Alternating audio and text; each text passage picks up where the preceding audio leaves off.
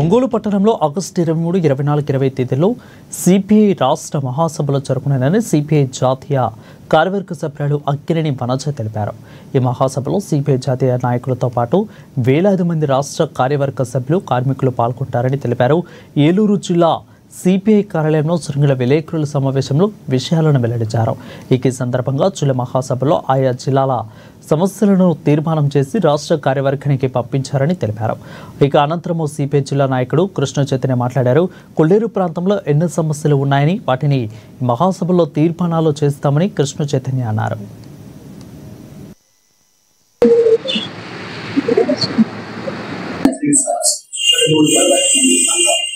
ఎన్నో కంపెనీలు వస్తా ఉన్నాయి, వెళ్తా ఉన్నాయి, ఎంక్వైరీ చేస్తా ఉన్నారు, వాళ్ళకి ర్యాప్ వేస్తా ఉన్నారు. అదే మార్పు కాదు, రక్షణ చేయాలి. మాఫియా కలంగ రాష్ట్రాల్లో పోయింది 14-15 ఖర్చు వేసి ఇష్యూ పెంచుతా ఉన్నారు. ప్రకృతి సిద్ధంగా పెరగాల్సిన చేపని చెరువుల్లో పెంచు వాటి మందులు వాడు వాళ్ళ వ్యర్థాలు వేసి పెంచడం, అది ప్రజారోగ్యానికి నష్టం.